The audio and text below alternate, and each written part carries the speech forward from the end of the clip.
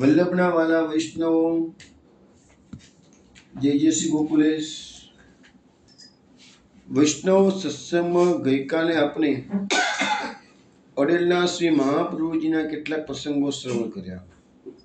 તે પછી માધવ ભટ્ટ કાશ્મીરી, દિનકરદાસ શેઠ, ગદાધરદાસ, બેનીદાસ માધવદાસ, હરિવંશ પાઠક, ગોપાલદાસ માસવાડાવાળા, પદ્મા રાવલ, માવજી પટેલ બીજો વગેરે બધા વૈષ્ણવો મહાપ્રભુજીના શરણે આવે છે. તે ચરિત્રો પણ આપણે જોયા. હવે આપણે સૌંદર્ય પદ્મનું પેલા ગાન કરીશું. સૌંદર્યમ નિજ હૃદગતમ પ્રકટિતમ સ્ત્રી ગૂઢ ભાવાત્મકમ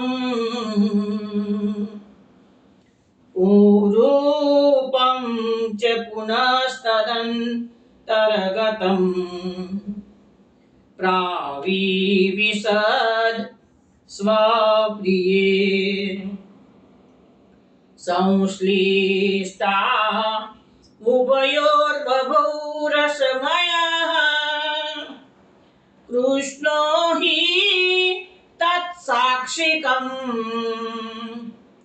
રૂપં તત્ત્રિતયાત્મકં પરમભિ ધ્યેયં સદા વલ્લભમ ધ્યેયં સદા વલ્લભમ.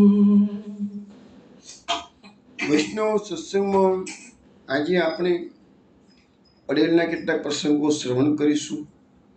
એ ઉપરાંત કેટલાક વૈષ્ણવો શ્રી મહાપ્રભુજીના શરણે આવે છે તે પ્રસંગો પણ આપણે આજે લઈશું. પરંતુ એ શરૂ કરીએ તે પહેલાં એક કીર્તન શ્રવણ કરીશું. તેના શબ્દો છે શ્રી લક્ષ્મણ ગૃહ બાજત આજ બધાઈ. બાજત આજ બધાઈ શ્રી લક્ષ્મણ ગૃહ બાજત આજ બધાઈ બાજત આજ બધાઈ શ્રી લક્ષ્મણ ગૃહ બાજત આજ બધાઈ પ્રગટ ભયે પૂરણ પુરુષોત્તમ શ્રી વલ્લભ સુખદાયી શ્રી લક્ષ્મણ ગૃહ બાજત આજ બધાઈ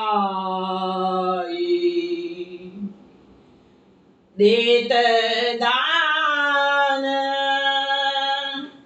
સન્માન બહોત કરી સુખ કી બેલી છવાઈ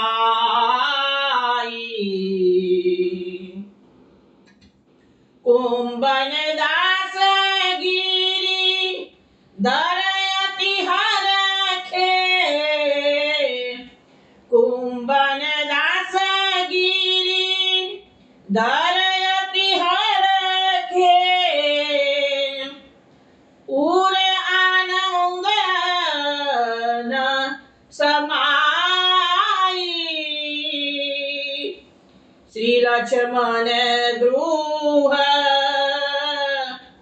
બાજત આજ બધાઈ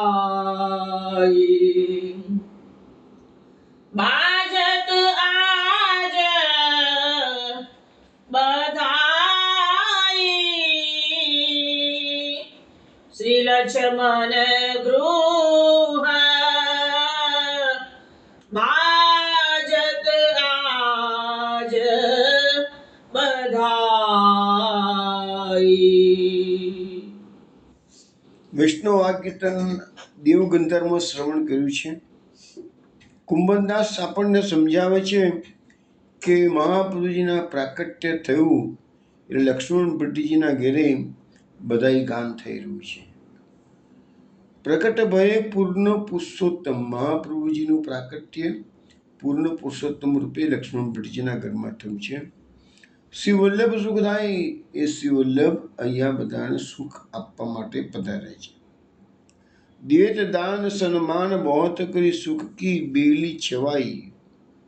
મહાપ્રભુજીના પ્રાકટ્ય નિમિત્તે લક્ષ્મણ ભટ્ટજી જે જાચકો આવે છે, બધા આવ્યા છે, એ બધાને દાન આપી રહ્યા છે. દાન કેવી રીતે આપે છે? તો પૂરા સન્માન સાથે, એમને એમ કરીને દાન નથી આપતા આપવા ખાતર, પણ બધાને પૂરું સન્માન આપે છે અને દાન આપે છે. અને આ રીતે ચારે બાજુ સુખની બેલી એટલે સુખની વર્ષા થઈ રહી છે. કુંભનદાસ ગિરધર અતિ હરખે ઉર આનંદ ના સમાય. કુંભનદાસજી કહે છે કે મહાપ્રભુજીના પ્રકટથી ગિરધર પ્રભુ આપણા ઠાકોરજી છે એ પણ અતિ હરખ અનુભવે છે.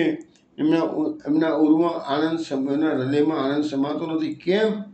કે મહાપ્રભુજીનું પ્રાકટ્ય થયું એટલે વલ્લભ હવે અમારી સેવાનો પ્રકાર પ્રકટ કરશે. સેવાનો માર્ગ, આ પુષ્ટિ માર્ગ સેવાનો માર્ગ છે, એટલે હવે મારી સેવાનો પ્રકાર પ્રકટ થવાનો છે. માટે વલ્લભના પ્રાકટ્યથી ગિરધરને હરખ થયો છે. વૈષ્ણવ, આપણે અત્યારે મહાપ્રભુજીની વાતો સાંભળી રહ્યા છીએ. મહાપ્રભુજી અડેલમાં સ્થિર વાસ કરીને બિરાજી રહ્યા છે. અડેલમાં 18 વર્ષ જાય એ દરમિયાન અનેક પ્રકારની ઘટનાઓ ઘટી. તો એક વખત એવું બન્યું કે શ્રી આચાર્યજી અડેલમાં બિરાજતા હતા. ત્યારે ભંડારીએ આવીને કહ્યું, મહારાજ, આજે તો ભંડારમાં સીધું સામગ્રી કંઈ છે જ નહીં.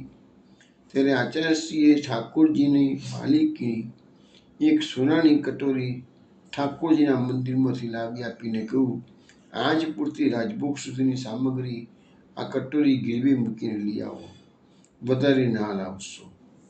પછી વેપારીના ત્યાંથી આ કટોરી ગીરવે મૂકી છે. સોનાની કટોરી લઈ અને ત્યાંથી બીજી સામગ્રી લઈ આવ્યા છે.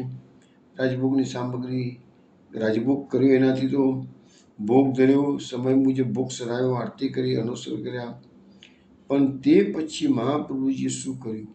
જેટલો પ્રસાદ હતો એ બધો ગાયોને ખવડાવ્યો અને થોડો ઘણો હતો એ શ્રી યમુનાજી પધરાવી દીધો. પોતે, પોતાના પરિકરના બધા સેવકો એ દિવસે પ્રસાદ વગર બેસી રહ્યા. હવે આ બાજુ શું થાય છે કે શ્રીનદના બધા વૈષ્ણવોએ મળી ને શ્રી આચાર્યજીની ભેટની 30 મોહર, સોના મોહરો 30 હતી, એ વાસુદેવદાસ ચકડાને આપીને કહ્યું કે જાઓ, જલ્દી જઈ અને અડેલમાં શ્રી મહાપ્રભુજીને ભેટ કરી આવો.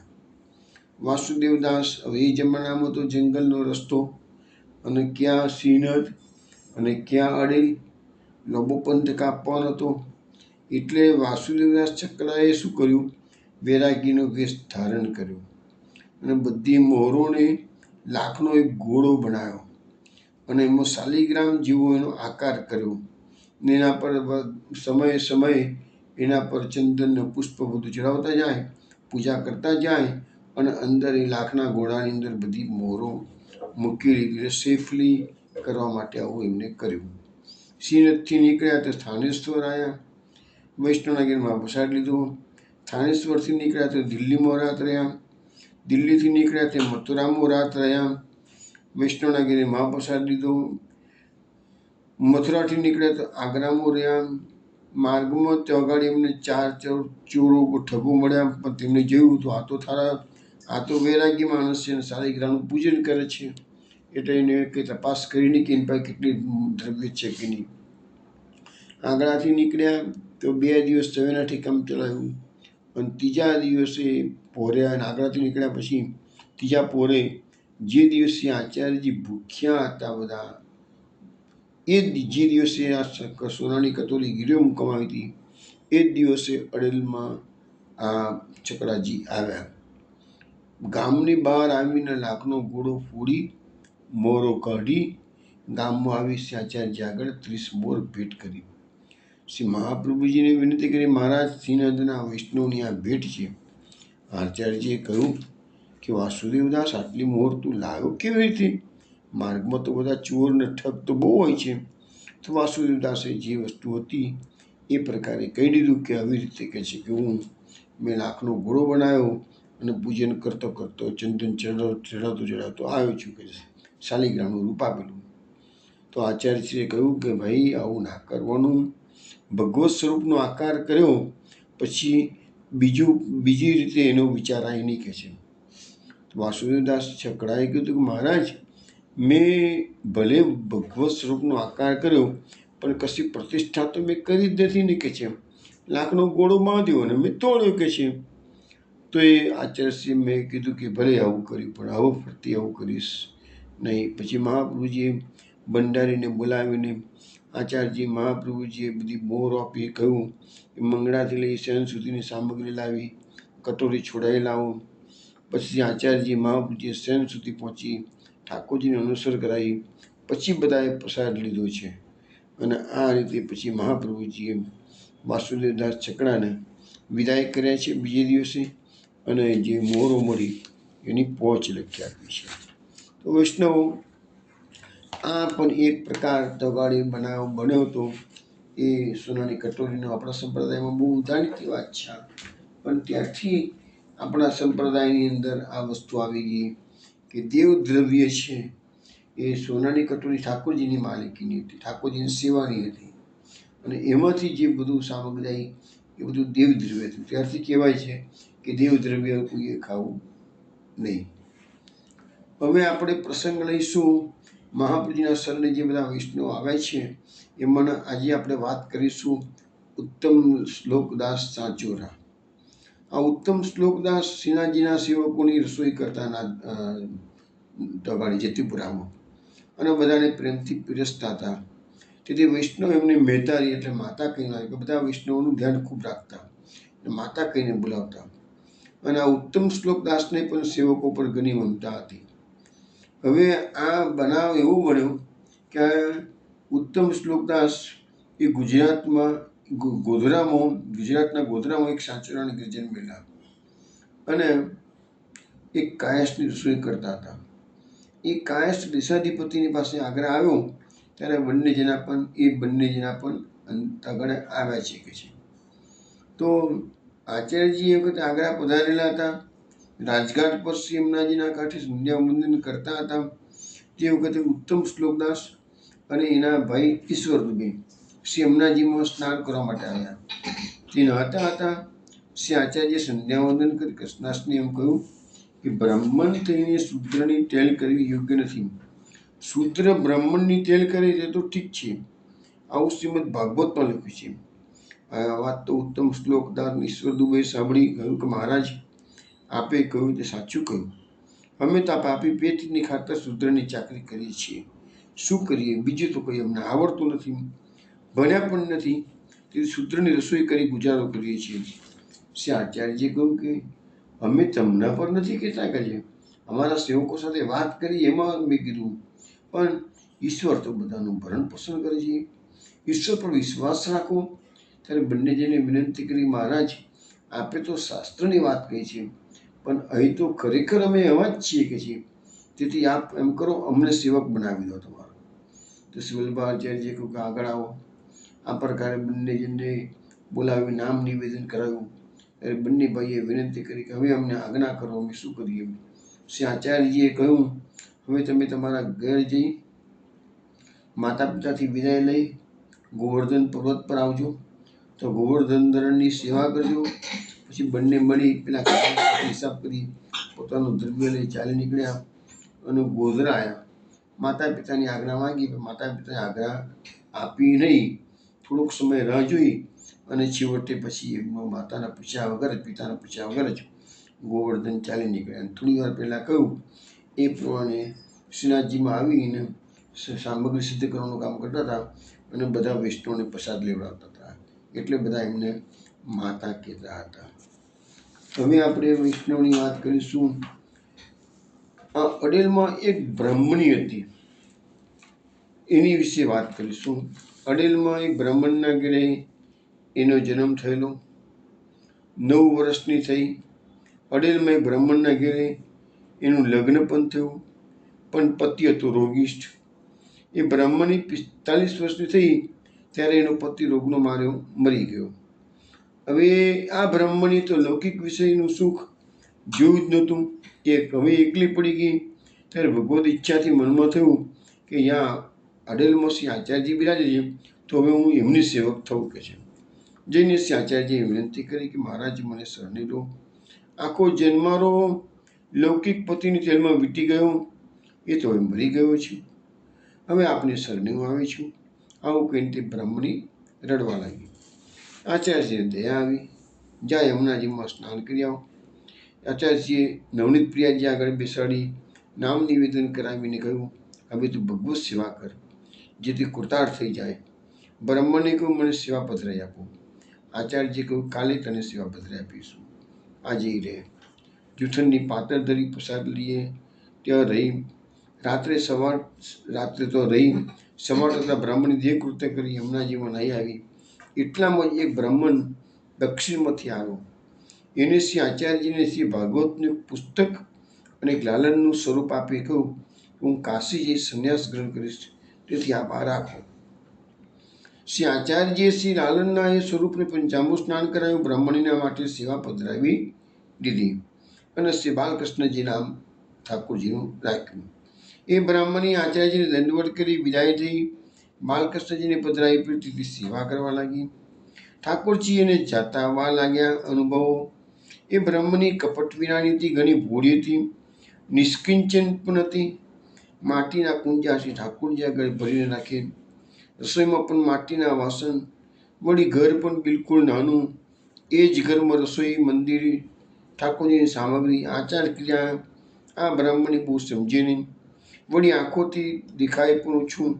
પ્રેમથી સેવા કરે, તેથી શ્રી આચાર્યજી ઠાકોરજી પ્રસન્ન રહે. યજમાનતાથી જે કંઈ આવે એમાં બ્રાહ્મણીનો ગુજારો ચાલતો. તેથી બધા વૈષ્ણવ આપસમાં ચર્ચા કરવા લાગ્યા કે આ બ્રાહ્મણીને માટે શ્રી આચાર્યજીએ તો ભગવત સેવા પધરાઈ આપી છે, પણ આ બ્રાહ્મણી તો કશો આચાર તો જાણતી નથી, પૈસો હાથમાં છે નહીં કે છે. આપણે માટે જો ઠાકોરજી પધરાઈ આપ્યા તો આપણે સરસ રીતે સેવા કરીએ કે છે. આવી આપસમાં વૈષ્ણવ ચર્ચા કરે. આચાર્યજીને કોઈ કહી શકે નહીં કે છે.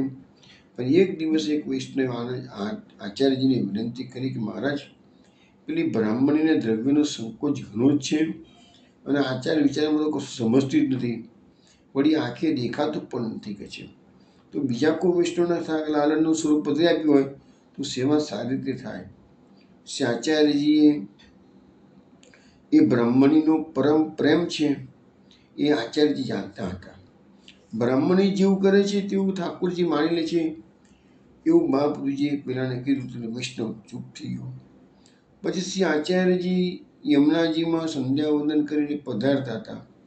તે બ્રાહ્મણીના આજ્ઞા આગળથી જ એ દિવસે નીકળ્યા. ત્યારે વૈષ્ણવે કહ્યું કે મહારાજ, પેલી બ્રાહ્મણીનું ઘર આ જ છે, આ પધારીને અંદર શું કરે તમે જુઓ કે છે. આચાર્યજી બ્રાહ્મણીને ઘેર પધાર્યા. એ સમયે બ્રાહ્મણી રોટલી કરતી હતી. આચાર્યજી પધાર્યા છે એ બ્રાહ્મણીને ખબર પડી નહીં. તે બ્રાહ્મણી રોટલી કરીને એક મૂકે તે ચોપડે, તે રોટલી ઉપાડી ઠાકોરજી આરોગી જાય. બ્રાહ્મણીને આંખે દેખાય નહીં, રોટલી હાથથી ખોળે પણ મળે નહીં. ત્યારે મોઢેથી કહી કે રોટલી ઉંદર ખાઈ ગયો, બિલાડી લઈ જાય છે કે છે.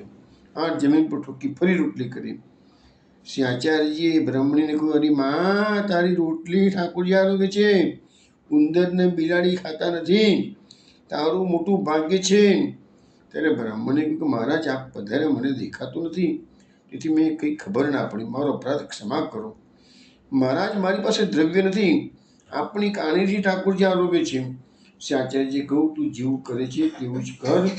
શ્રી ઠાકોરજી પ્રસન્ન થઈ માને છે, આ રીતે સદા કરજે. આ રીતે બ્રાહ્મણી પર પ્રસન્ન થઈ સમાધાન કરી શ્રી આચાર્યજી પોતાને ઘેર પધાર્યા. પછી બધા વૈષ્ણવને કહ્યું કે આ પુષ્ટિ માર્ગમાં ઠાકોરજી પ્રેમના બગ્યા છે, એ બ્રાહ્મણી પર પ્રસન્ન છે, બધા વૈષ્ણવ જાણ્યું કે બ્રાહ્મણી પર મોટી કૃપા છે. શ્રી ઠાકોરજી આ રીતે બધી રોટલી રોજ હાથમાં ઉપાડી દેતા. ત્યારે બ્રાહ્મણીને મનમાં એમ કે ઉંદર બિલાડી લઈ જાય છે કે છે. પણ આજે મહાપ્રભુજીએ બ્રાહ્મણીને પણ સમજાવ્યું અને બધા વૈષ્ણવને પણ સમજાવ્યું. હવે બધા વૈષ્ણવના બ્રાહ્મણીની નિંદા ટીકા કરતા બંધ થઈ ગયા. હવે મહાપ્રભુજીના સેવક બુલા મિશ્રની વાત આપણે કરીશું. એ લાહોરમાં શાશ્વત બ્રાહ્મણના ઘેરે જન્મ થયો હતો. વર્ષ 10ના થયા ત્યારે પિતાએ બુલા મિશ્રને કહ્યું કંઈક શાસ્ત્ર ભણો તો ઠીક, નહીં તો મારી જેમ ભરખ રહેશો. બુલા મિશ્રે કહ્યું કે કંઈક પંડિત નક્કી કરી બતાવો તો હું ભણવા જઉં. પિતાશ્રી લાહોરમાં એક પંડિતની પાસે ભણવા માટે બેસાડ્યા. ત્યારે પહેલા દિવસે પેલા પંડિતે કહ્યું કે મારી પાસે ભણવું હોય તો 5-10 રૂપિયાથી પૂજા કરો, પછી હું શરૂઆત કરું કે છે. બુલા મિશ્રને ખોટું લાગ્યું. ઊભા થઈને ઘેર આવ્યા. પિતાએ કહ્યું એટલે ભાઈ કેમ પાછો આવ્યો? બુલા મિશ્રે કહ્યું એ તો જેની પાસે ભણવા મોકલ્યો હતો એ તો પહેલા દાડે પૈસા માગવાની વાત કરે છે. તો એક કામ કરો, હું કાશી ભણવા છું. હું કાશીમાં જઈ અને ત્યાંથી એના પિતા કહે છે તું તો કોઈ દિવસ ઘરની બહાર તો નીકળ્યો નથી, તો કાશી જઈશ કેવી રીતે કહે છે. બુલા મિશ્રએ કહ્યું કે તમે મારી ચિંતા ના કરો, હું કાશીમાંથી ભણીને પાછો આવીશ કે છે. બુલા મિશ્ર નીકળ્યા. ગામમાં કાશી પહોંચી ગયા. ગામમાં આટો માટીને અંગા કરી ખાય અને કાશી ફરતા ફરતા કાશી આવે છે. ભિક્ષાવૃત્તિથી ગુજારો કરે છે. પંડિત પાસે ભણવા જાય. પંડિતે પ્રેમથી ભણાવ્યા. પણ 3 વર્ષ સુધી ભણવા માટે બહુ આકરી મહેનત કરી, પરંતુ બુલા મિશ્રના ભાગ્યમાં વિદ્યા ના આવી તો વિદ્યા ના આવડી. ત્યારે પંડિતે કહ્યું કે ભાઈ વિદ્યા તારા ભાગ્યમાં નથી. બુલા મિશ્રના મનમાં બહુ દુઃખ થયું. વિદ્યા ભણવા માટે ઘર છોડ્યું, આટલું દુઃખ સહન કર્યું, પરંતુ વિદ્યા તો ન આવડી. હવે તો હું સરસ્વતી પર મરીશ. તે કાશીથી દૂર ગંગાજીના કાંઠે ગયા, જ્યાં કોઈ માણસ હતું નહીં. ત્યાં અન્ન જળ છોડીને બેસી ગયા. 3 દિવસ ને 3 રાત વીત્યા. જળ સરખું લીધું નહીં. ત્યારે સરસ્વતીએ ગંગાની ભીતરથી બુલા મિશ્રને અવાજ કરીને કીધું, અરે ભાઈ, તું મારા પર શા માટે મરવા બેઠો છે? હું તો ભગવાનની દાસી છું. તેથી ભગવાનનું ભજન તું કર. ભગવાન પ્રસન્ન થશે તો વિદ્યા શું, તું જે ઈચ્છે બધું તને મળશે. આ મેં તને બતાવ્યું. હવે તારું મન ચાહે તો કર, ચાહે તો જીવ. જે કરવું હોય કર. ભગવાનની ઈચ્છા તેને વિદ્યા આપવાની લાગતી નથી. પછી બુલા મિશ્રએ કહ્યું કે મારાથી ભગવત સ્મરણ ભજન તો બનશે નહીં, પરંતુ અત્યાર સુધી તારા પર મળતો હતો, હવે હું ભગવાન પર મળીશ. વિદ્યા આવશે ત્યારે જળપાન કરીશ. પછી સરસ્વતી ગઈ. પછી એ ભગવાનનું નામ વિષ્ણુ વિષ્ણુ એમ કહેવા લાગ્યો. ત્યારે 8 દિવસ કહે ત્યારે ભગવાને સરસ્વતીને કહ્યું કે તે બ્રાહ્મણને મરવા માટે કેમ પ્રેરણા આપી કે છે. હવે જ્યાં મારી ઈચ્છા છે વિદ્યા આપી અને ખાનપાન કરાવો. સરસ્વતીએ સ્ત્રીનું રૂપ ધરી બુલા મિશ્ર પાસે આવે છે. હે બ્રાહ્મણ, આંખો ખોલ. ત્યારે એને કહ્યું કે તું કોણ છે? એને કહ્યું કે હું સરસ્વતી છું. મને ભગવાને મોકલી છે, તેથી હું તારી પાસે આવી છું. ત્યારે જોઈએ તેટલી વિદ્યા લઈ લે. બુલા મિશ્રએ કહ્યું કે જે હમણાં તો તું કહેતી હતી કે વિદ્યા તારા ભાગ્યમાં નથી, અને આજે પાછી વિદ્યા આપવા આવી છે. સરસ્વતી દેવીએ કહ્યું કે ભાઈ, ભગવાનની એવી ઈચ્છા થઈ છે કે તું વિદ્યા આપ, તેથી હું આવી છું કે છે. તમે મન લગાડી ભગવાનનું નામ લીધું, એનો એક પ્રતાપ છે.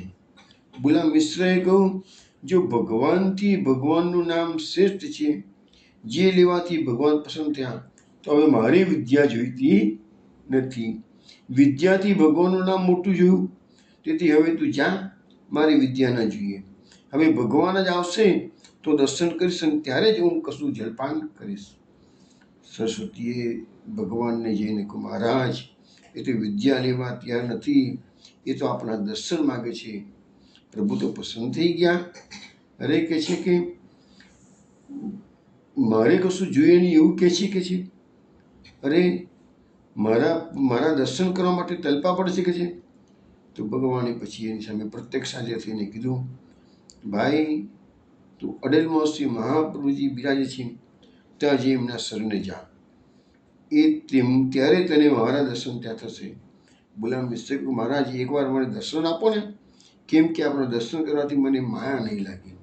નહીં તો મેં ખાનપાન કર્યું, અનેક લોકોનો સંગ થયો, માયા લાગી, પછી મનનું અને બુદ્ધિનું ઠેકાણું નહીં. અડેલી જાઉં અને વચમાં જ મરી જવું તો હું શું કરું? પછી ભગવાને પસંદ થઈ ગુલામ મિશ્રને ચતુર્ભુજ સ્વરૂપે દર્શન આપ્યા છે અને કહ્યું કે હવે તમે જાઓ, અડેલ જાઓ. શ્રી આચાર્યજી તમારો મનોરથ પૂર્ણ કરશે, તમને મારી માયા લાગશે નહીં, કે છે. ગુલામ મિશ્રે દંડવટ કરી વિનંતી કરી, મહારાજ મારો અપરાધ ક્ષમા કરો, મેં આપની સામે હઠ કરી. હું તુચ્છ જીવ, આપ તો પુરુષોત્તમ, તમે મારું કહ્યું આપે સાચું કર્યું, કે છે. પરંતુ આપની માયાએ મને જગતમાં અનેક પ્રકારે ભટકાવ્યો છે, બહુ જ કલેશ આપ્યો છે, તેથી મેં આપના દર્શનની વિનંતી કરી. પછી ભગવાન ગુલામ મિશ્રનું સમાધાન કરીને ત્યજાન થયા. ગુલામ મિશ્રએ ખાનપાન કર્યું, ભગવાનના નામનું મહાત્મ્ય જોયું, તેથી દૃઢ વિશ્વાસ થયો. હવે ગુલામ મિશ્ર આઠે પહોર ભગવાન નામ લેતા અડેલ જવા નીકળ્યા. કેટલાક દિવસે અડેલ આવી પહોંચ્યા. આચાર્યજીના દર્શન કર્યા, દંડવટ કર્યા. શ્રી આચાર્યજી ગુલામ મિશ્રને કહ્યું, ગુલા તું ધન્ય છે, આવી ધીરજ ધરી દત્તા રાખી આ જ દેહે ભગવાનના દર્શન પામ્યું. ગુલામ મિશ્રએ શ્રી આચાર્યજીએ વિનંતી કરી, મહારાજ દર્શન થયા તે પણ આપની કૃપા, પરંતુ ભગવાનના સ્વરૂપનો આનંદ છે તેનો અનુભવ નથી કર્યો. આપ કૃપા કરીને શરણે લો, ત્યારે આનંદનો અનુભવ થાય. શ્રી આચાર્યજી કહ્યું કે હવે શરણે થઈને શું કરશો? ભગવત પ્રાપ્તિ તો તમને થઈ ગઈ છે, કે છે. ભગવાનનું વરદાન છે, તને વચન દીધું છે, માયા નહીં લાગે. હવે તારું શું કર્તવ્ય છે, કરવાનું બાકી રહ્યું છે? ગુલામ મિશ્રે કહ્યું, ભગવત પ્રાપ્તિ જે મુક્તિ છે તે તો હું ચાહતો નથી, મને તો ભક્તિ જોઈએ છે, તે આપની કૃપાથી જ પ્રાપ્ત થશે. માટે મને શરણે લો તો ભક્તિની પ્રાપ્તિ થાય. તેથી ભગવાને પણ આપને બતાવ્યા છે. હું આપના શરણે આવ્યો છું. શ્રી આચાર્યજી ગુલામ મિશ્રને કહ્યું કે યમુનાજીમાં સ્નાન કરીને આવો. પછી આચાર્યજીએ નામ નિવેદન કરાયું અને આચાર્યજીએ ગુલામ મિશ્રને કૃષ્ણાશ્રય ગ્રંથ કરીને એનો પાઠ કરાયો. તેથી ગુલામ મિશ્રને શ્રી ઠાકોરજીની લીલાનો અનુભવ થવા લાગ્યો. આપણે જે કૃષ્ણાશ્રય ગ્રંથનો પાઠ કરીએ છીએ ને, એનું નિમિત્ત બન્યા છે આ ગુલામ મિશ્ર. કારણ કે એમાં એ જ વસ્તુ કીધી છે ને કે કૃષ્ણ એ વગતમાં બધું સંસાર. આ ગુલામ મિશ્રને પણ ભાગ્યમાં વિદ્યા હતી નહીં, પણ ભગવાનની કૃપાથી એમને આ વિદ્યા પ્રાપ્ત થઈ. માટે મહાપ્રભુજી કીધું છે કૃષ્ણ વગતિમાં, કડી કાળમાં બધું નષ્ટભ્રષ્ટ થઈ ગયેલું છે. એટલે વૈષ્ણવનો આધાર એક જ છે, કૃષ્ણ વગતિમાં. ગુલામ મિશ્રને શ્રી ઠાકોરજીની લીલાઓનો અનુભવ થવા લાગ્યો. બધા શાસ્ત્ર વેદનું જ્ઞાન થઈ ગયું. માનસી ફલરૂપ સેવાનું દાન શ્રી અમરાજી આચાર્યજી એમને કહ્યું છે અને મન અલૌકિક થઈ ગયું. શ્રી આચાર્યજીએ કહ્યું ગુલામ મિશ્રને, હવે તમે ઘેર જાઓ. ત્યારે ગુલામ મિશ્ર દંડવટ કરી શ્રી આચાર્યજી વિદાયથી નીકળ્યા. કેટલાક દિવસે લાહોર આવ્યા. માતા પિતાને ખૂબ આનંદ થયો. ગુલામ મિશ્રએ ઘરને ખાસા શુદ્ધ કરી રસોઈ કરી. શ્રી ઠાકોરજીને માનસી રીતે ભોગ ધર્યો. એક પાત્ર માતા પિતાની કરે, એક ગાયની કરે, એક પાત્ર આવ્યા ગયા વૈષ્ણવની કરે. કોઈ ભૂખ્યાને આપી મહાપ્રસાદ લે. શ્રી ભાગવત સુબોધનીજી શ્રી આચાર્યજીના ગ્રંથના પાઠ કરે. પાઠના હવામાં લીન હતા. યજમાન ક્ષત્રિય ઘણા હતા, તેથી એમના ગુજારાનો પ્રોબ્લેમ થતો હતો નહીં. એટલે ગુલામ મિશ્રએ આ કૃષ્ણાશ્રય ગ્રંથ પર આપણને જે મળ્યું છે એ ગુલામ મિશ્રના કારણે. હવે આપણે વૈષ્ણવ વિષ્ણુદાસ છીપાનું ચરિત્ર જોઈશું. આગ્રા પાસેના ગામમાં એક છીપાના ઘરે આ વિષ્ણુદાસનો જન્મ થયો. વર્ષ 20ના થયા ત્યારે એમનું લગ્ન થયું. પિતા વસ્ત્ર ચાપી આપે તે વિષ્ણુદાસ આગ્રા જઈ વેચી આવે. આમ કરતા એક સમયે શ્રી આચાર્યજી આગ્રા પધાર્યા. તે વખતે વિષ્ણુદાસ સુંદર છીટનો ટાંકો લઈ આગ્રા આવ્યા. તે વેળા શ્રી આચાર્યજી કૃષ્ણાસને કહ્યું કે આ છીપા પાસે છીટ સુંદર છે, તું લઈ લે, જે માગે તે આપ. ત્યારે કૃષ્ણાસે વિષ્ણુદાસને કહ્યું કે આ છીટનો આખો ટાંકો અમને આપો, એના પૈસા જે થાય તો લે. ત્યારે વિષ્ણુદાસે 4 ગણી કિંમત કહી. કૃષ્ણદાસે બધા રૂપિયા ગણી લીધા. વળી કહ્યું કે બીજા સારા ટકા હોય તો તું લઈ આવ. વિષ્ણુદાસ વિસ્મય પામી રહ્યા. આ તો કોઈ મહાપુરુષ, અલૌકિક મહાપુરુષ છે. ભાવતાલ તો કરતા નથી. આખો તાકો લીધો, તેના પૈસા પૂરા આપ્યા, અને એ બી કોઈ પણ જાતની ઊંચા કર્યા વગર. હવે તો કશી એમને આવી છીટ અપાય નહીં, યોગ્ય નથી. એમનો પૈસો મારા ઘરે આવશે તો મારું ઘર વૈરાગી થઈ જશે. પછી વિષ્ણુદાસે કહ્યું કૃષ્ણાસને કે તમારા બધા રૂપિયા લઈ લો, મારો છીટનો ટાંકો મને પાછો આપો. કૃષ્ણાસે કહ્યું કે અલા ભલા માણસ, તે કિંમત કહી એટલા રૂપિયા આપ્યા, હવે તને ટાંકો પાછો ના મળે કે છે. તને હજુ ઓછા પડતા હોય તો બધા રૂપિયા લઈ લે, 4 ગણી કિંમત તો લીધી, અમને ખબર છે કે છે. તો વિષ્ણુદાસે કહ્યું કે તમે મહાપુરુષ છો, તમારું દ્રવ્ય ઘરમાં આવશે તો મારું ઘર વૈરાગી થઈ જશે, તેથી હું તમને વેચવાનું નથી કે છે.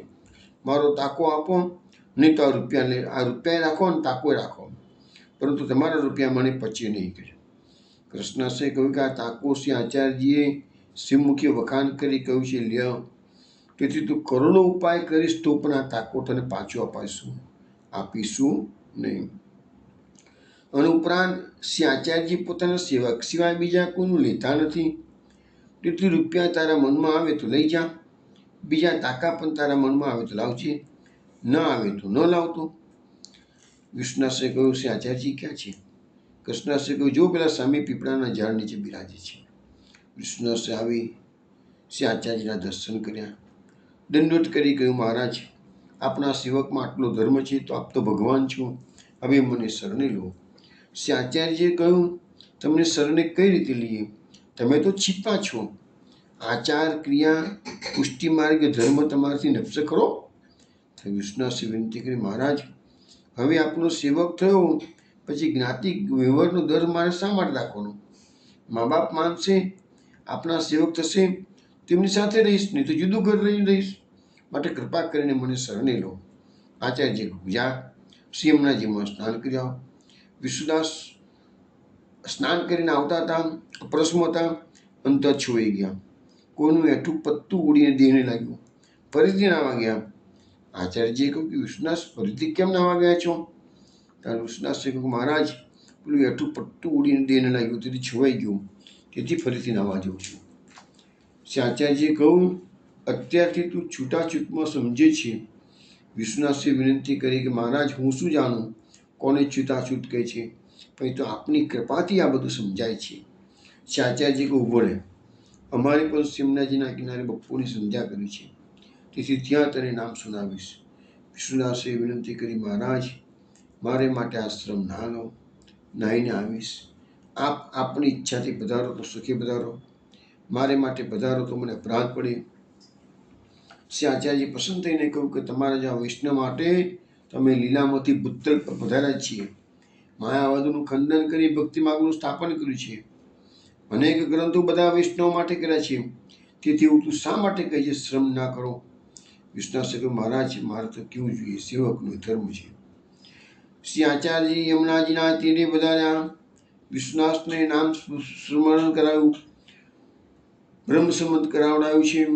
વિષ્ણુદાસે વિનંતી કરી મહારાજ, હું મૂર્ખ છું, તેવી કૃપા કરો કે શ્રી ભાગવત વગેરે આપના ગ્રંથમાં કંઈ જ્ઞાન થાય, આપણા માર્ગનો સિદ્ધાંત સમજાય. ત્યારે શ્રી આચાર્યજીએ સેવાફળ ગ્રંથ કરીને વિષ્ણુદાસને સંભળાવ્યો. આપણે જે સેવાફળ 16 ગ્રંથમાં છેલ્લો છે, એ સેવાફળ ગ્રંથ એ મહાપ્રભુજીએ વિષ્ણુદાસ સેવા માટે કર્યો છે. એ સાંભળીને વિષ્ણુદાસે વિનંતી કરી મહારાજ, સેવાફળ ગ્રંથ સાંભળવાથી બધા શાસ્ત્ર પુરાણનું જ્ઞાન થઈ ગયું, પણ સેવાફળ ગ્રંથનો અભિપ્રાય તો સમજ્યો નહીં. તો શ્રી આચાર્યજી કહ્યું કે સેવાફળ ગ્રંથ એવો કઠણ છે, સારું કર્યું તે પૂછ્યું. પછી મહાપ્રભુએ સેવાફળની વિવરણ સંભળાવ્યું છે, અને માર્ગનો સગળો સિદ્ધાંત વિષ્ણુદાસને હૃદયારૂઢ થયો, તે મગ્ન થઈ ગયા. પછી કૃષ્ણદાસે કહ્યું કે આ તારો ચિત્તનો ટાંકો છે, ચાહે તો લઈ જા, ચાહે તો પૈસા ભેટ કર. ત્યારે વિષ્ણુદાસે કૃષ્ણદાસને વિનંતી કરી, હું તમારા સંગથી શ્રી આચાર્યજીનું શરણ પામ્યો, તમે ભગવદ રીતિના આવું મને ન કહો. કોની ચીટ, કોનું ટાંકું, કોણ ભેટ કરે? આવે તો આ મારું પ્રાણ, શરીર જ્યાં આચાર્યજી કહે ત્યાં વિનિયોગ કરાવજો. કૃષ્ણાસ પસંદ થઈ ચૂપ થઈ ગયા. પછી આચાર્યજીએ વિશ્વનાથને કહ્યું, હવે તમે તમારે ઘેર જાઓ. વિશ્વનાથે કહ્યું કે મહારાજ, હવે મારું ઘર તો આપણા ચરણ કમળમાં જ છે, એ છોડીને ક્યાં જવું? શ્રી આચાર્યજીએ કહ્યું, એ તો સાચું છે, પણ અમે તો વડીલ પધારીએ છીએ, તમે પણ એ ગામમાં જ્યાં રહો છો ત્યાં રહો. પછી શ્રી ગુસાઈજી ગોકુળવાસ કરે ત્યારે ગોકુળ જઈ શ્રી ગુસાઈજી પાસે રહેજો, હવે તમને સંસાર બાદ કરશે નહીં. પછી વિશ્વનાથ જતા રહ્યા. પણ આપણે એમ કહેવાય છે કે અષ્ટસખાઓમાં અષ્ટસખા તે કીર્તન કરતા હતા, એમાં વિશ્વનાથનું નામ હતું પાછળથી, નંદદાસનું નામ પાછળથી આવેલું છે. અને એવું આપણા સંપ્રદાયના સાહિત્યમાં છે કે ગોકુળમાં લાંબો સમય વિશ્વદાસ ગુસાઈજી સાથે રહ્યા, અને જે વિદ્વાનો શાસ્ત્રાર્થ માટે આવતા ગુસાઈજી પાસે, તો વિશ્વનાથ છીપા દ્વારપાલ તરીકે સેવા આપતા હતા. અને કોઈ પણ પંડિત આવે તો પહેલાં કહે કે શું કરવા આવ્યા છો? તો કે શાસ્ત્રાર્થ કરવા. તો કે મારી સાથે પહેલાં શાસ્ત્રાર્થ કરો. તો વિશ્વનાથ જોડે શાસ્ત્રાર્થ કરી અને વિશ્વનાથ બધાના નિરુત્તર કરતા. એટલે ગુસાઈજી પાસે કોઈને જવાનો વારો આવતો જ નહીં. તો એક દાડો ગુસાઈજીએ પૂછ્યું વિશ્વનાથને કે આજકાલ કોઈ પંડિતો શાસ્ત્રાર્થ માટે કે મૂંઝવણ માટે આવતા નથી, એનું કારણ શું છે? વિશ્વનાથ છીપા કહે છે કે કૃપાનાથ, હું દ્વાર પર ઊભો રહું છું અને પંડિતોને પૂછી લઉં છું કેમ આવ્યા છો? તો પંડિતો કહે કે શાસ્ત્રાર્થ માટે આવ્યો છું. તો હું જ કહું મારી સાથે શાસ્ત્રાર્થ કરો, પછી અમારા મહારાજ પાસે જાઓ કે છે. એટલે કંઈ આવતા નથી કે છે. પછી ગુસાઈજી ના પાડી, એવું નહીં કરવાનું, એ બધા આવશે તો તમે નિરુત્તર કરો છો, પણ અમારી પાસે આવશે તો અમારે એમને યોગ્ય સન્માન કરવું પડે કે છે. તમે તો બારોબાર નિરુત્તર કરીને વિદાય કરી દો, સન્માન તો અમારે કરવું પડશે ને કે છે, બ્રહ્મનો આવત તો મારા થાય કે છે. તો આવા પ્રસંગો બધા ઘણા સંપ્રદાયના છે, પણ આપણી સમયની મર્યાદા છે એટલે લેવાતા નથી. પરંતુ મુખ્ય વાત એ જ છે કે મહાપ્રભુજીના શરણે આ બધા સેવકો આવ્યા છે, એ કેવી રીતે આવ્યા, એવી કઈ ઘટના ઘટી છે, એને હું હાઇલાઇટ કરવાનો પ્રયત્ન કરી રહ્યો છું. હવે વૈષ્ણવ અચ્યુતદાસ સારસ્વત મહાપ્રભુજીના શરણે આવ્યા છે, એની વાત આપણે કરીશું. અચ્યુતદાસ કડામાં એક શાશ્વત બ્રાહ્મણને ઘેરે જન્મ્યા. 11 વર્ષના થયા ત્યારે લગ્ન થયું. 4 વર્ષ પછી સ્ત્રી મરી ગઈ. તેથી અચ્યુતદાસને બહુ દુઃખ થયું. 4 દિવસ ખાધું પીધું નહીં. એક દિવસ માતા પિતાએ ઘણું કહ્યું તો એ માન્યા નહીં. કહ્યું કે હવે તો હું વેરાગ લઈશ. પિતાએ કહ્યું કે જો તું કહેતો હોય તારા લગ્ન કરી દઈએ. આમ કંઈ સમજાયું, ખવડાયું. પછી 10 દિવસે પિતા મરી ગયા. અચ્યુતદાસ બધું દુઃખ પામ્યા. પછી 4 દિવસે માતા મરી ગઈ. ત્યારે અચ્યુતદાસ ઘેરથી નીકળી ગયા. તે બદ્રીનાથ ગયા, ત્યાંથી જગન્નાથપુરી ગયા. ત્યાં આચાર્યજી પધાર્યા, તે કથા કહેતા હતા. અચ્યુતદાસ બેસીને કથા સાંભળતા હતા, પણ દુઃખના માર્યા કંઈ સમજે નહીં. કથા કરી રહ્યા પછી આચાર્યજી કહ્યું, અચ્યુતદાસ તું આવો ઉદાસ કેમ છે? અચ્યુતદાસ રડવા લાગ્યા, મહારાજ મારા દુઃખનો પાર નથી. શ્રી આચાર્યજી મહારાજે કહ્યું, તારું દુઃખ કહે તો એનો ઉપાય કરો. અચ્યુતદાસે કહ્યું, મહારાજ સ્ત્રી મા બાપ બધા મરી ગયા, મેં ક્યારેય સુખ જોયું જ નથી, તો હું શું કરું? કોઈ ઉપાય સમજાતો નથી. શ્રી આચાર્યજી કહ્યું, જા સ્નાન કરી આવો, તારું બધું દુઃખ શ્રી ઠાકોરજી દૂર કરશે. અચ્યુતદાસ સ્નાન કરી આવ્યા. શ્રી આચાર્યજીએ નામ શ્રવણ કરાવ્યું, વેદ મંત્ર ભણી, એક ખોબો જળ છાંટ્યું, અને અચ્યુતદાસના હૃદયમાં ત્યાં જ વિવેક ધૈર્ય ભગવાનનો આશ્રય દઢ થઈ ગયા. શ્રી આચાર્યજીને દંડોત કરી અચ્યુતદાસે કહ્યું, મહારાજ હવે કોની સ્ત્રી, કોના માતા પિતા? આ શરીર મારું નથી, તો શરીરના સંબંધીનું દાહકનું દુઃખ મારું હવે બધું દુઃખ જીવતું રહ્યું. હું તો ભગવાનનો દાસ થઈને ભગવાનને ભૂલ્યો હતો, તેથી દુઃખ પામ્યો. હવે આપનું શરણ પામી હું સુખ પામ્યો. હવે આપ મને તેલ બતાવો તે હું કરું. આચાર્યજીએ કહ્યું, તું અમારી સાથે રહે, જે તેલ થાય તારાથી બને તે કરજે. પછી અચ્યુતદાસ શ્રી આચાર્યની સાથે રહ્યા. એક પૃથ્વી પરિક્રમામાં શ્રી આચાર્યજી મહાપ્રભુજીની તન મન લગાડીને સેવા કરતા, તેલ કરતા. શ્રી આચાર્યજી અડીલ પધાર્યા ત્યારે પ્રસન્ન થઈને અચ્યુતદાસને કહ્યું, હવે તમે ઘેર જઈને સેવા કરો. અચ્યુતદાસની આંખમાં જળ ભરાઈ આવ્યું. મહારાજ આપણા વચનામૃત સાંભળ્યા વિના આપના દર્શન કર્યા વિના મારાથી દિવસે રહેવાશે નહીં, એકે દિવસ રહેવાશે નહીં. લૌકિક દુઃખ બધું આપે દૂર કર્યું, પણ આપ વિદાય કરો છો તો જે દુઃખ દૂર કરવાની કોણ સામર્થ્યવાન છે? પછી આચાર્યજી પ્રસન્ન થઈને પાદુકાજીની સેવા આપી કહ્યું, હું તારા પર બહુ પ્રસન્ન છું. તું જ રહેશે ત્યાં હું તને દર્શન આપીશ. તને જે સંદેહ થાય તે પૂછજે, તારો સંદેહ હું દૂર કરીશ. તેથી હવે ઘેરજી ભગવત સેવા કરો. પછી અચ્યુતદાસ શ્રી આચાર્યજીને દંડવત કરી શ્રી આચાર્યજીની પાદુકા માથે પધરાવી વિદાય થઈ કડામો ઘેર આવ્યા. હવે આપણે વૈષ્ણવની વાત લઈશું. અડેલમાં એક સુથાર હતો, એ મહાપ્રભુજીની શરણે આવે છે. એનો પ્રસંગ આપણે કહીશું. હવે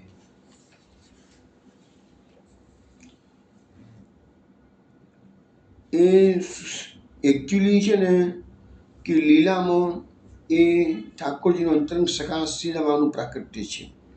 અને શ્રીરામા એ સુથારના ઘરે જન્મે છે અડેલમાં. સુથાર 23 વર્ષના થયા ત્યાં શ્રી આચાર્યના દર્શન કરતાં જ મન એમનામાં આસક્ત થઈ ગયું, લાગી ગયું. દંડવત કરી વિનંતી કરી કે મહારાજ મને શરણે લો. શ્રી આચાર્યજીએ કહ્યું કે તમારાથી પુષ્ટિ માર્ગે ધર્મ કેવી રીતે નપશે? જ્ઞાતિમાં ખાનપાન બધું તમે સુથાર તમે કરો છો. સુથારે વિનંતી કરી કે મહારાજ મારે ઘર સાથે શું કામ છે? હું તો આપની સાથે બેઠો રહી આપણા દર્શન કરીશ. આપણા વિના એક ક્ષણ મારાથી રહેવાતું નથી. શ્રી આચાર્યજી કહ્યું કે જ્યાં શ્રી યમુનાજીમાં સ્નાન કરી આવો. પછી એ સુથાર નાહીને શ્રી આચાર્યજી પાસે આવ્યો. શ્રી આચાર્યજીએ નામ નિવેદન કરાવ્યું. તે સુથાર શ્રી આચાર્યજીના સ્વરૂપ પર આસક્ત થઈ ગયો. શ્રી આચાર્યજી પાસે બેઠો બેઠો દર્શન કર્યા કરે. એ સુથારના ઘરના બધા આથી ભૂખે મરવા લાગ્યા. ત્યારે સુથારના કુટુંબી માતા સ્ત્રી શ્રી આચાર્યજીના માતા એલમ્બા ગારુજી પાસે આવ્યા અને કહ્યું, આ સુથાર અમારો પતિ રાત દિવસ શ્રી આચાર્યજીની પાસે રહે છે. સુથારનું કોઈ કાર્ય કરતો નથી. અમે ખાનપાન ક્યાંથી કરી શકીએ? તેથી શ્રી આચાર્યજીને કહું. ત્યાં શ્રી માતા એલમ્બા ગારુજી આચાર્યજીને કહ્યું કે તમે સુથાર પાસે કેમ બેસો છો? એના ઘરના બધા ભૂખે મરે છે. તેથી એને ઘેર વિદાય કરો તો એના કામે જાય. શ્રી આચાર્યજી સુથારને કહ્યું કે તું તારે ઘેર જઈ કામ કર. સુથારે કહ્યું, મહારાજ આપણા દર્શન વિના મારાથી રહેવાશે નહીં. શ્રી આચાર્યજી કહ્યું કે સારું કે જેમ અમારા માતાજી ખીજાય છે, તેથી તું તારે ઘેર જા, તારું કામકાજ કર, હું તારી પાસે સામેથી આવીશ કે બસ. પછી સુથાર દંડવત કરી ઘેર જઈ કામકાજ કરે છે. પરંતુ શ્રી મન તો શ્રી આચાર્યજીમાં લાગેલું છે. ક્યારે બધાશે? ક્યારે મને દર્શન આપશે? પછી તે સુથારની આરતી પ્રીતિ જાણી આપ તેની પાસે પધાર્યા. ત્યારે કામકાજ છોડી આચાર્યજી સાથે વાત કરવા લાગ્યો. તે રોજ આમ કરે. ત્યારે એ સુથારના ઘરના ફરી એલમ્બા ગારુજી માતાજી પાસે આવ્યા અને કહ્યું કે શ્રી આચાર્યજી સુથાર પાસે આવીને બેસે છે. ત્યારે એ કામકાજ છોડી વાતો કરે છે. તેથી તમે શ્રી આચાર્યશ્રીને કહો. એલમ્બા ગારુજીએ મહાપ્રભુજીને કહ્યું કે તમે સુથારના ઘેર કેમ જાઓ છો? આ વાત સારી નહીં. સુથાર પાસે ન બેસો. શ્રી આચાર્યજી કહ્યું એમ જ કરીશું. છતાં એની પ્રીતિ એવી છે કે શ્રી આચાર્યજી એકવાર એક સુથારને દર્શન આપી આવતા. ઘડી બે ઘડી વાર્તા ચર્ચા કરતા. આવી એક સુથાર પર મહાપ્રભુજીની કૃપા હતી કે છે. હવે એક ક્ષત્રિય પર મહાપ્રભુજી કૃપા કરે છે, એની વાત આપણે કરીશું. એક ક્ષત્રિયનો જન્મ થયો હતો તગાણે ગૌડ બ્રાહ્મણના ઘરે પૂર્વમાં.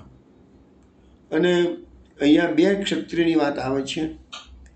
લક્ષ્મીનો જન્મ પૂર્વમાં થયો અને મોહનીનો એક બ્રાહ્મણના ઘેર થાય છે જન્મ, અને એ જન્મ એક ક્ષત્રિયના ઘેર થાય છે. બંને વર્ષ 8ના થયા ત્યારે એક પંડ્યાના ઘેર ભણવા જતા હતા. બંનેને પૂર્વે લીલાનો સંબંધ હતો, તેથી પ્રીતિ ઘણી વધી. બંને 15 વર્ષના થયા ત્યારે એક સમયે શ્રી આચાર્યજી જગન્નાથજીના દર્શને પધાર્યા. ત્યારે ગામમાં ઉતર્યા. ત્યારે ક્ષત્રિયના પિતાએ કહ્યું કે આમની સંગાથે શ્રી જગન્નાથજીના દર્શન કરવા જઈએ. પુત્રને લઈ એક ક્ષત્રિય શ્રી આચાર્યજી સંગાથે ચાલ્યો. પેલો અન્ય માર્ગીય ગૌડ બ્રાહ્મણ તો ઘેર રહ્યો. કેટલાક દિવસે શ્રી આચાર્યજી જગન્નાથપુરી પધાર્યા. ત્યાં માયાવાદી ભેગા થયા હતા. તેમની સાથે વાત કરી માયા વાતનું ખંડન કર્યું. પછી પેલા ક્ષત્રિયએ પિતાને કહ્યું કે શ્રી આચાર્યના સેવક થઈએ તો સારું કહે છે. પિતાએ કહ્યું કે મારે તો શ્રી જગન્નાથજીના રથ નીચે ચગદાઈને મરવું છે કે છે. પછી તારે મન આવે તો કરજે. પુત્રે કહ્યું કે તમે આવી હત્યા શા માટે કરો છો? શ્રી આચાર્યજીના સેવક થાવ, શ્રી ઠાકોરજીના સેવા સ્મરણ કરો. પિતાએ કહ્યું કે હું વૃદ્ધ થયો, મારાથી હવે કશું નહીં બને. વળી હું આ મનોરથ કરીને જ આવ્યો છું જગન્નાથપુરીમાં. ત્યારે પુત્ર ચૂપ થઈ ગયો. 10 દિવસ પછી રથયાત્રા નીકળવાની હતી. ત્યારે જગન્નાથજીના રથ પર ચડી જગન્નાથ ભગવાન રથ પર ચડી બહાર વધાર્યા. ત્યારે પેલો પિતા રથના પૈડા નીચે ચગદાઈને મરી ગયો. પછી પેલો ક્ષત્રિય પુત્ર શ્રી આચાર્યજી પાસે આવે છે અને પિતાની વાત કહી. પૂછ્યું કે મહારાજ, રથની નીચે મારો પિતા મર્યો તેનું ફળ શું? શ્રી આચાર્યજીએ કહ્યું કે મરવાનું શું ફળ, અને ભગવાનની પ્રાપ્તિ થયા વિના શું ફળ મળે? મરતી વેળા જ્યાં મન હોય ત્યાં એની ગતિ થશે, પણ એને સુખની કામના હતી તેથી તારો પિતા સ્વર્ગમાં ગયો છે. કેટલાક દિવસ સ્વર્ગના ભોગ ભોગવી અને પાછા પૃથ્વી પર આવશે, પણ તું દૈવી જીવ છે, તારા સંબંધે તારા પિતાની મુક્તિ અવશ્ય થશે. ત્યારે એક ક્ષત્રિય શ્રી આચાર્યજીએ વિનંતી કરી, મહારાજ મને સેવાનો મનોરથ છે. શ્રી આચાર્યજી કહ્યું કે હમણાં તો તને સૂતક છે, સૂતક ઉતરે તને સેવક કરીશ. પછી સૂતક ઉતર્યું. ત્યારે ક્ષત્રિય આવ્યો, દંડવત કરી વિનંતી કરી, મહારાજ મારો અંગીકાર કરો. શ્રી આચાર્યજી કહ્યું કે જા તું સ્નાન કરી આવો. શ્રી આચાર્યજી એને નામ સ્મરણ કરાવ્યું, બ્રહ્મ સંબંધ કરાવ્યું. પછી ક્ષત્રિય એક લાલજીનું સ્વરૂપ સુંદર જોઈને લઈ આવ્યો. આચાર્યજીએ પંચામૃત સ્નાન કરાવી ક્ષત્રિયને માટે પધરાવ્યું.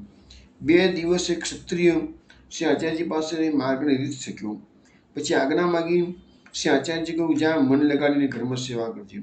પછી એક ક્ષત્રિય દંડવત કરી વિદાય થઈ ઘેર આવી સારી રીતે સેવા કરવા લાગ્યો.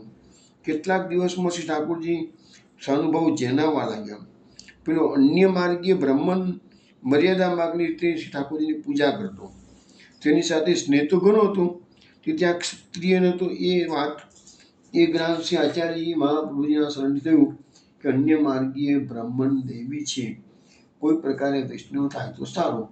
ત્યારે એક દિવસ એક ક્ષત્રિય પેલા અન્ય માર્ગીય બ્રાહ્મણને કહ્યું, તમે શ્રી આચાર્યજી મહાપ્રભુજીના સેવક થાવ તો સારું. ત્યારે બ્રાહ્મણે કહ્યું કે હવે તો હું બીજા માર્ગનો સેવક થઈ ચૂક્યો છું, હવે હું વૈષ્ણવ કેવી રીતે થવું? પછી આ ક્ષત્રિય વૈષ્ણવ કંઈ બોલ્યો નહીં. મનમાં દુઃખ પામ્યો કે દૈવી જીવ છે, પણ વૈષ્ણવ ન થયો, શું કરું? આ ચિંતા કરતાં ઘેર આવે છે.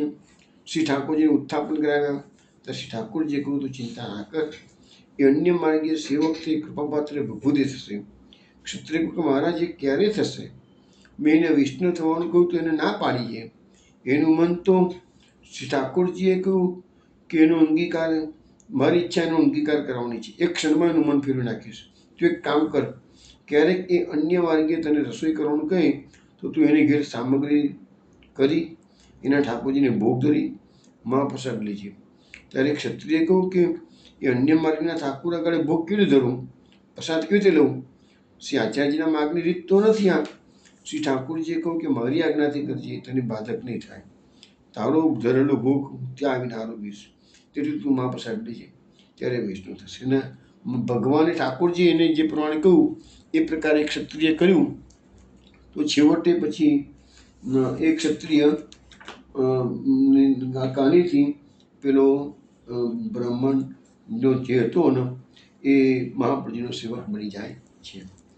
હવે આપણે કથામાં સંતદાસ ચોપડા એ મહાપ્રભુજીના સેવક બન્યા છે એની વાત કરીશું. એ લીલામાં ચંદ્રાવલીની સખી ચંદ્રિકા નામ છે, અને ચંદ્રિકા સખી આગ્રામાં એક ચોપડા ક્ષત્રિય બહુ મોટો ધનવાન હતો, એના ઘેર એનું પ્રાકટ્ય છે. એ સંતદાસના પિતાને કોઈ સંતતિ ન હતી, તેથી વૈરાગી સંતજનોને પુત્ર નિમિત્તે સીધું સામાન આપે, બધાને વિનંતી કરે કે મને સંતતિ નથી, તે તમારી કૃપાથી થાય. ત્યારે એક વૈરાગીએ કહ્યું, પુત્ર તો મહાદેવ પસંદ થાય તો આપે. પછી ક્ષત્રિય મહાદેવની પૂજા વ્રત એવા કર્યા આખું શરીર સુકાઈ ગયું. ત્યારે સપનામાં મહાદેવે કહ્યું કે તારે શું જોઈએ છે બોલ.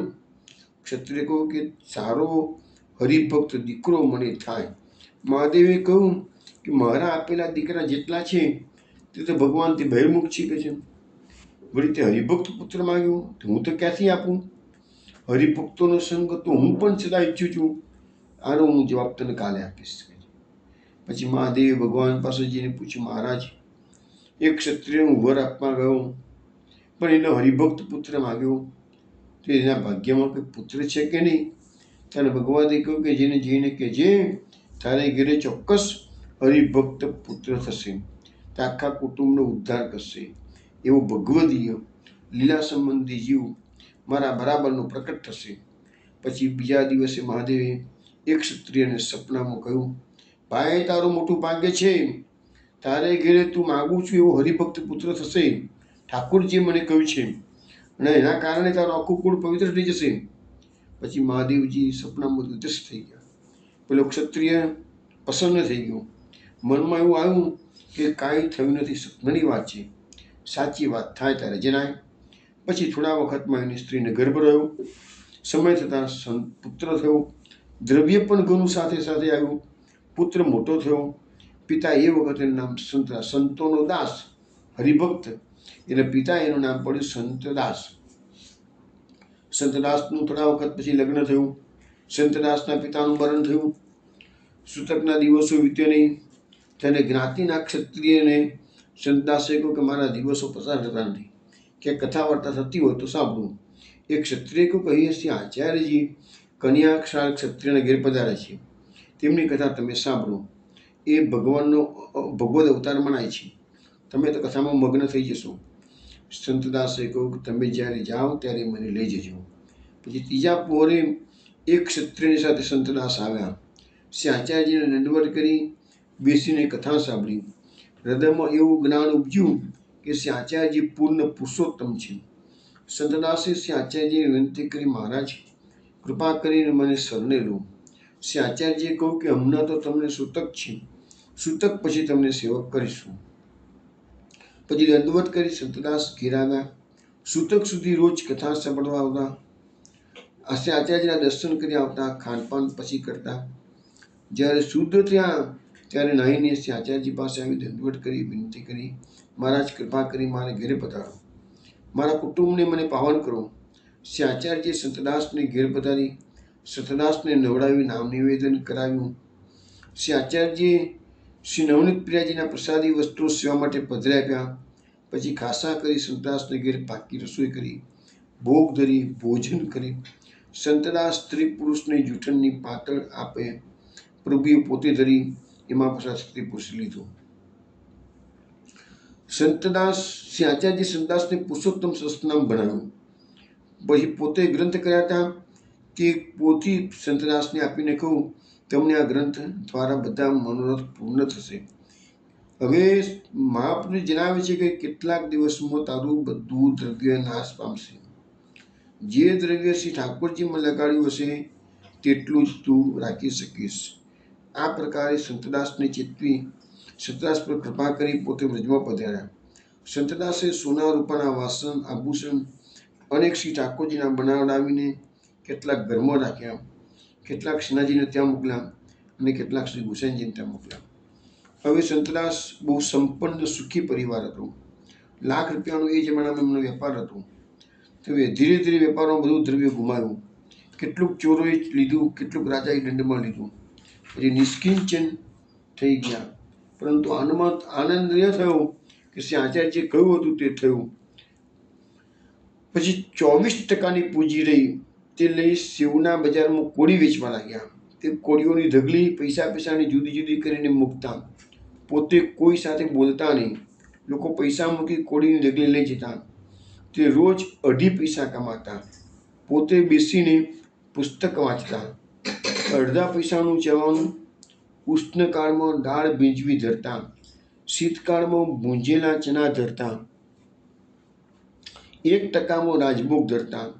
તે મહાપ્રસાદ લેતા. અડધા પૈસાનું જવાનું. રાત્રે એમને ઘેર વૈષ્ણવ મંડળી બેસતી તો કીર્તન વાર્તા થયા પછી બાંટતા. આ પ્રકારે ગુજારો કરતા. તો વૈષ્ણવ સંતદાસ ચોપડાની મહાપ્રભુની શરણે આવ્યા છે એના પ્રસંગો કીધા. કથા દરેકે દરેક વૈષ્ણવની તો કથા પ્રસંગો તો ઘણા બધા છે, પણ હું કેવી રીતે શરણે આવે છે મહાપ્રભુજીના એટલા જ પ્રસંગો લઉં છું. હવે આપણે થોડો સમય છે તો એક કીર્તન આપણે શ્રવણ કરીએ. ગિરિધર લાલ શરણ તેરી આયો, ગિરિધર લાલ શરણ તેરી આયો,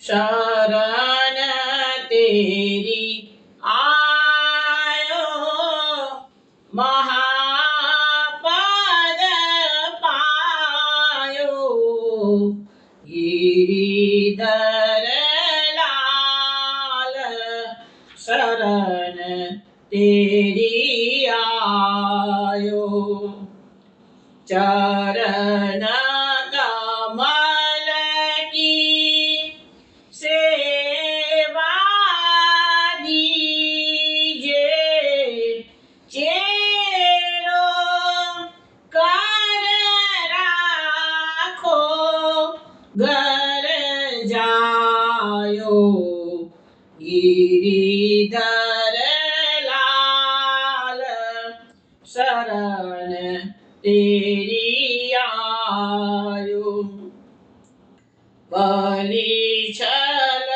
બાદ પાતાલ પઠાયો, હરી જસુમતી કે આપ બંધાયો,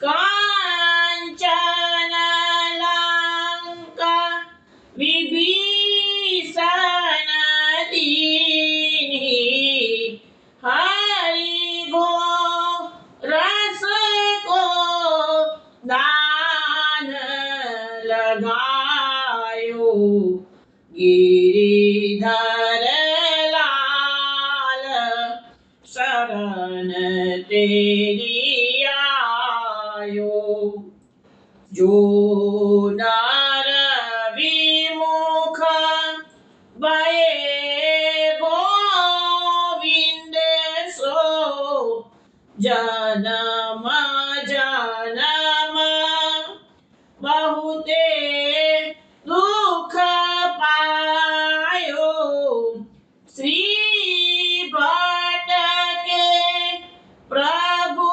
દિયો અભય પદ, જામડર ક્યો જબ દાસ કહાયો, ગિરિધર લાલ શરણ તેરી આયો, ગિરિધર લાલ શરણ તેરી આયો, શરણ તેરી આયો મહાપદ પાયો, ગિરિધર લાલ શરણ તેરી આયો,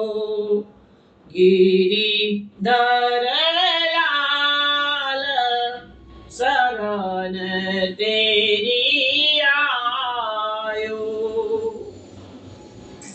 વૈષ્ણવો આ કીર્તન આપે મધમાસ સારંગ રાગમાં શ્રવણ કર્યું છે. શ્રી ભટ્ટ આપણને જણાવે છે અહીંયા આ શ્રી ભટ્ટના કીર્તન આપણા પુષ્ટિમાર્ગમાં આવે છે. આપણે જે મંગલરૂપ નિધાન સાવરો જે ગાઈએ છીએ એ શ્રી ભટ્ટનું બનાવેલું છે, બહુ જ જાણીતું કીર્તન છે. તો આ કીર્તન જે છે ને એ શરણાગતિનું છે. આપણે જે અત્યારે એમનું તમે શ્રવણ કર્યું તો ગિરધરલાલ શરણ તેરી આવે, ગિરધરલાલ પ્રભુ અમે તમારી શરણમાં છીએ. શરણ તેરી આવ્યો મહાપદ પાયો, ભગવાનની શરણાગતિ લઈ લીધી છે એટલે આપણને દુનિયાનું મોટામાં મોટું પદ પ્રાપ્ત થઈ ગયું. કારણ કે શરણાગત છે. આવે ભાઈ તમે કોણ? તો શરણાગત છીએ અમે, કૃષ્ણના શરણાગત છીએ. એ મોટા મોટું પદવી આપણને મળી હતી. હવે શરણાગત તો થયા, चरण कमल की सेवा दीजे, चेरो कर રાખો ઘર જાઓ. તો કે છે કે તમારા શરણમાં હું આવી ગયો છું. તો શું જોઈએ છે ભાઈ? તો તમારા ચરણ કમળની સેવા આપો કે છે. ચેરો કર રાખો, તમારો ચેલો, તમારો સેવક, મને સેવા તો કરવાની પણ તમારો સેવક બનાવીને સેવા કરો. ઘર જાઓ એટલે તમારા ઘરે હું જાચક બનીને આવ્યો છું કે છે. બલિછલ બાંધ પાતાળ પથાયો, હરિ યસુમૂર્તિ કે આપ બંધાયો. ભગવાનની લીલા કેવી વિચિત્ર બતાવે છે કે બલિ રાજા આટલો અસુરોનો અગ્રણી રાજા હતો, તો એ બલિ રાજાને છત્ર ભગવાને બાંધીને પાતાળમાં મોકલી સુતરલોકનું રાજ આપી દીધું છે ભગવાને. અને એ જ પ્રભુ જે બલિ રાજાને બાંધી શકે છે, એ જ પ્રભુ જસુમતીના હાથે, જસુરાજીના હાથે કાંટેડા જોડે બંધાઈ જાય શકે છે. જે બલિ રાજાને બાંધી શકે છે એ જસોદાજી બાંધી શકે છે. કંચન લંક વિભીષણ દીની, હરિ ગોરસ કો દાન લગાવો.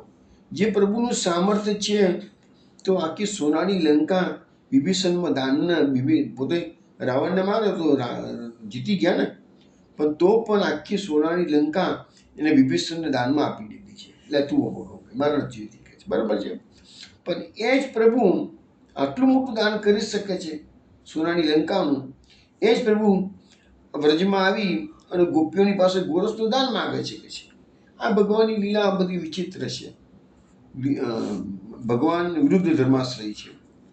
જો નર વિમુખ ભય ગોવિંદ સો, જન્મ જન્મ બહુતે દુઃખ પાયો. હવે આ સનાતન સત્ય આપણને બતાવી દેવામાં આવ્યું છે કે જો કોઈ પણ વ્યક્તિઓ ભગવાનથી વિમુખ થઈને જીવન જીવતી હશે તો જન્મો જન્મે ભટક્યા જ કરવાના, અદુઃખી થવાના. પણ મુશ્કેલી ક્યાં છે? આ સત્ય લોકોને સમજાતું નથી. અને જ્યારે આ જન્મારો પૂરો થઈ જાય અને પછી મહાદુઃખ પામે તારે ખ્યાલ આવે કે ચાલો આ તો ભૂલો કરી, પણ એ ભૂલો કે કોઈને કહેવાય શકતા નથી. શ્રી ભટ્ટ કે પ્રભુ દિયો અભય પદ, જમદર કયો જે બધા સકાયો.